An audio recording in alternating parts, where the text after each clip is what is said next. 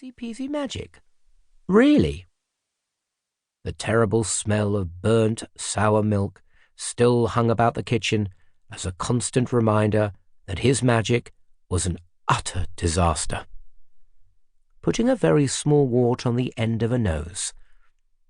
After trying that one, his nose had swelled to the size of an onion and had taken 3 days to return to normal, giving Horatio Bunn the best laugh of his life every single time he saw him.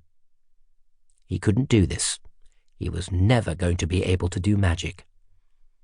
At least he now knew a little of his true history.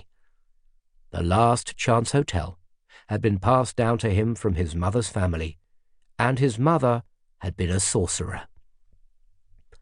Unfortunately, Seth had also had to stomach the seriously bad news that she had been a notoriously sinister sorcerer, and that she was wanted in connection with a grave event that had resulted in the deaths of countless magical people.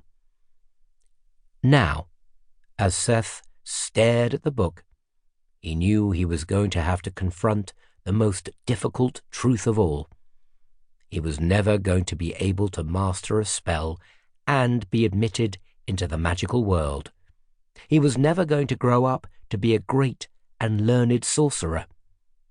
And that meant he was never going to be able to discover if all they said about his mother was true, or look into a couple of other things that were troubling him.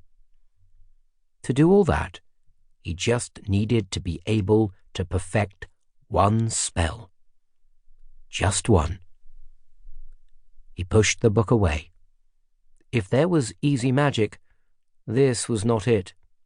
He put his head in his hands and groaned. Neither Inspector Pewter nor his other new friend in the magical world, secret magical agent Angelique Square, had bothered to come and help.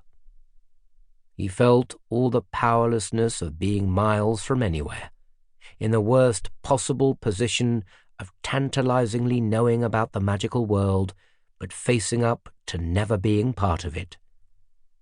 He was growing desperate. Today, he had reached the last page. He was never going to get a spell right.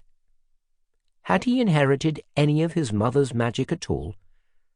And as he stood there alone, facing nothing but his failure, he found himself thinking something he'd promised himself he never would. Was it possible that there might be magic he could do?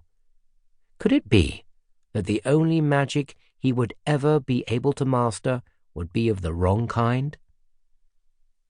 With a quick and guilty glance over his shoulder, Seth reached into a handy inside pocket of the bright blue tunic he wore and took out a small black book. It was so old that the pages were held together with a scarlet thread.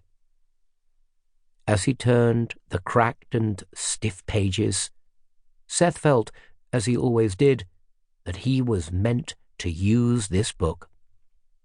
It was crammed with simple family recipes mostly. There were weird instructions for creating perfectly innocent homemade boot polish and oven cleaner. Okay, so it was sprinkled with the odd spell, and Pewter and Angelique had wanted to take this book away from him because some of it was disturbing magic. Sure, there were banned spells in here and details of dark devices and sinister ideas. Yet it felt so right, so comfortable in his hand. Reading it was like being close to a trusted friend. Just looking at the book didn't make him some sort of sinister sorcerer, did it?